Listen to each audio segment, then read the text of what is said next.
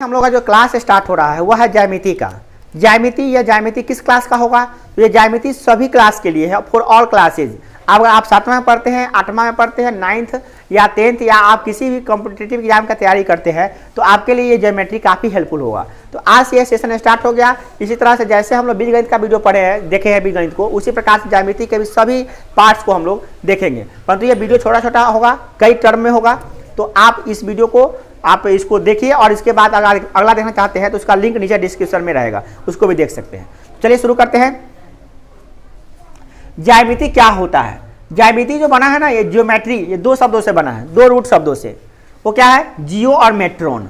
जियो का मतलब होता है क्या? भूमि, और मेट्रोन का मतलब होता है मापन। मतलब कि ज्योमेट्री क्या है? ब्रांच ऑफ मैथमेटिक्स जिसमें हम लोग क्या करते हैं? भूमि का मापन करते हैं। भूमि मतलब विभिन्न प्रकार की आकृतियां होती है, कोई आयताकार है, वर्गाकार है ना, वो चतुर्भुजाकार है, तो उसके हम लोग अध्ययन करते हैं, उसका मापन करते हैं, उसका क्षेत्रफल निकालते हैं। और त्रिविमीय आकृति होता है ना, घन, घनाभ, शंकु, गोला, बेलन, तो उस सब का भी अध्ययन हम लोग इसी के अंतर्गत करते हैं। तो चलिए शुरू करते हैं। सबसे पहला ज्यामिति की शुरुआत हम लोग करते हैं बिंदु से, क्योंकि सबसे मेन पॉइंट इसका यही शुरू होता है। तो शुरुआती पॉइंट है बिंदु। मतलब पॉइंट्स किसे कहते हैं? हैज नो लेंथ, ब्रेथ, और ब्रेथ ना तो लंबाई होता है, न ही चौड़ाई होता है, और न ही ऊंचाई होता है। ब्रेथ होगा यहाँ पे। तो ये मतलब कि बिंदु किसे कहते हैं? वैसी ज्यामितीय आकृति जिसकी ना तो लंबाई हो, न चौड़ाई हो, और न ही मोटाई या ऊंचाई कहिए, कुछ भी नहीं हो, उसे कहते हैं बिंदु। बिंदु को हम लोग ऐसे दिखाते हैं, देखिए ये है ना, ये बिंदु है, बिंदु ए, बिंदु पी, बिंदु क्यू। इस तरह से हम लोग ABCD का Z तक जो वर्ड होते हैं उससे है, उस जो लेटर होते हैं उससे हम लोग उसको संकेत में लिख सकते हैं। मतलब याद रखिएगा, ज्यामिति बिंदु मतलब ज्यामिति का सबसे जो ऐसा पॉइंट है ये कि इसका ना तो लेंथ होता है, ना ब्रेथ होता है, ना ही हाइट होता है। बात करते हैं दूसरे नंबर पॉइंट की। तो यह है लाइन सेगमेंट, जिसको हम लोग कहते हैं क्या? रेखाखंड। हिंदी में कहते हैं रेखाखंड, लाइन सेगमेंट। लाइन सेगमेंट का क्या होता है? देखिए ये लाइन सेगमेंट है, इसका कहते हैं ये A और B इंड पॉइंट है, और ये इसका लेंथ है। ठीक है। It has 2 end points. मतलब कि जो लाइन सेगमेंट होता है उसमें 2 इंड पॉइंट होता है। जैसे यहाँ पर इंड पॉइंट क्या है? A, और इंड पॉइंट क्या है? B। It cantt be extended, मतलब इसको आप बढ़ा नहीं सकते हैं, न इधर बढ़ेगा न ही इधर बढ़ेगा। और लाइन सेगमेंट को हम लोग ऐसे नहीं दिखाते हैं, सॉरी ऐसे दिखाते हैं, ऐसे। ठीक है। करा इट हैज फिक्स लेंथ। अब बताइए कोई भी चीज़ जो न इधर बढ़ेगा न इधर बढ़ेगा तो उसका लेंथ फिक्स रहेगा कि नहीं रहेगा? जैसे आपका हाइट 4 फीट है मान लिए, और न ऊपर बढ़ ही नहीं रहा है, न पाँव बढ़ रहा है, न गर्दन बढ़ रहा है, न सही बढ़ रहा है, तो आपका हाइट तो उतने रहेगा, फिक्स हो जाएगा।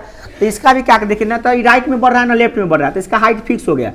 मैंने हाइट करते सॉरी लेंथ इसका फिक्स हो गया। तो अगर 4 सेंटीमीटर है तो 4 सेंटीमीटर रहेगा, मतलब इसका फिक्स लेंथ होता है। समझ में आ गया?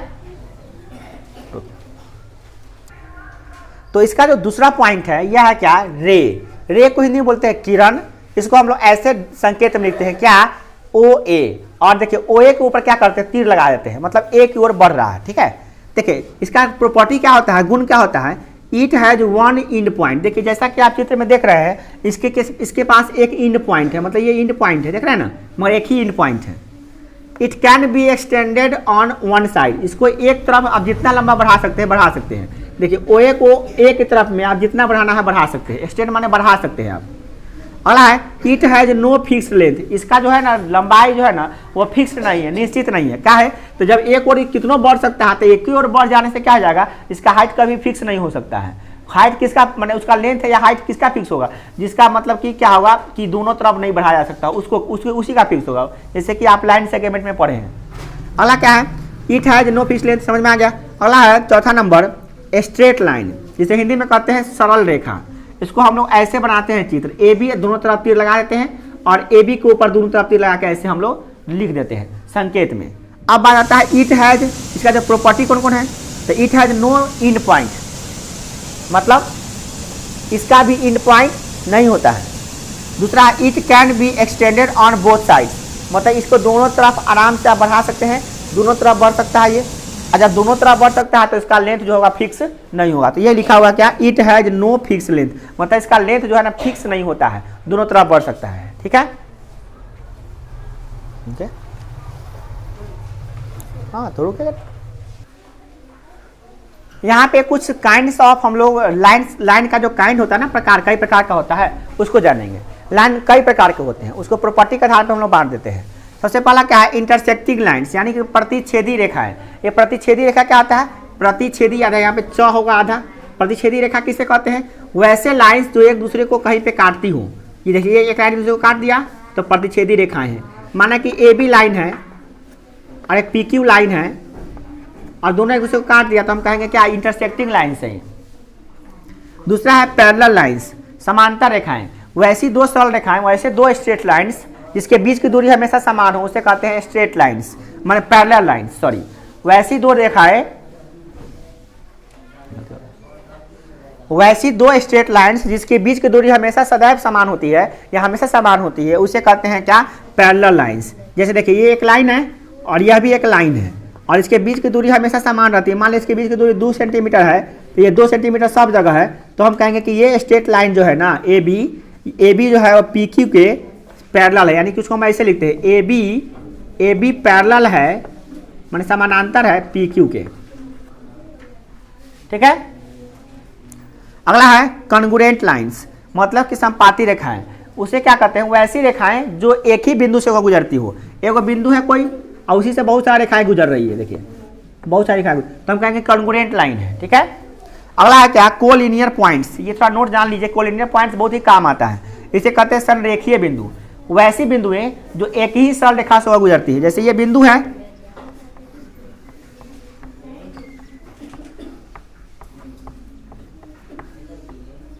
ए बी सी डी बिंदुएं हैं और ये सब एक ही रेखा से गुजरती है, एक सरल रेखा से, मतलब एक ही सरल रेखा पे चारों बिंदु है, तो हम कहेंगे क्या कि ये जो पॉइंट्स है ए बी सी डी ये कोलिनियर पॉइंट्स है, मतलब कि संरेखीय बिंदु है, एक ही रेखा पर सब है। ध्यान रहे यहाँ पर एक ही सरल रेखा पर बसने वाले जितने भी बिंदु होते हैं, जितने भी बिंदु रहते हैं, उससे कहते हैं क्या, संरेखीय बिंदु। मतलब एक ही सरल रेखा पे, टेढ़ा मेढ़ा रेखा पे नहीं, सरल रेखा पे ही होनी चाहिए। ठीक है। तो 3 बिंदुएं संरेखीय कब कहलाएगी, जब वह तीनों एक ही सरल रेखा पर होगी। ठीक है।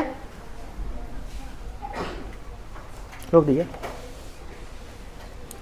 एक बात बहुत जरूरी है क्या, कि जो इंटरसेक्टिंग लाइन्स होगा वो कभी पैरेलल नहीं हो सकता है, और जो लाइन पैरेलल है वो कभी इंटरसेक्टिंग नहीं हो सकता है। क्यों, क्योंकि इंटरसेक्टिंग लाइन एक दूसरे को काटता है, प्रतिच्छेद करता है, और पैरेलल रेखा जो दोनों के बीच की दूरी समान रहेगा, तो ये बढ़ते जा रहा है, ये बढ़ते जा रहा है, ये इन्हें करीब बढ़ते जा रहा है, तो कभी भी काटेगा एक दूसरे को नहीं काटेगा।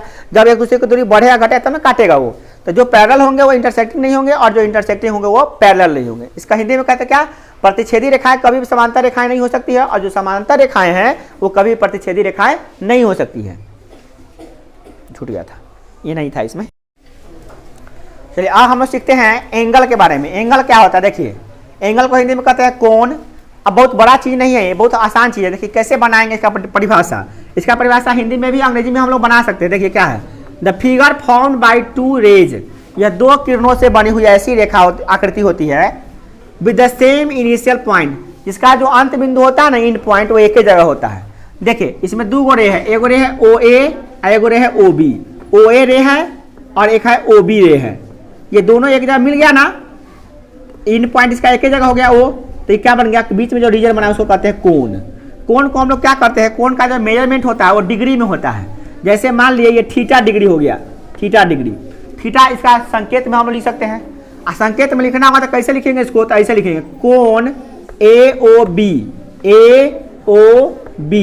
चाहे इसको ऐसे लिख सकते हैं कोण बी ओ ए, और चाहे इसको ऐसे लिख सकते हैं कोण ओ। तीनों तरीका से इसका हम नाम लिख सकते हैं।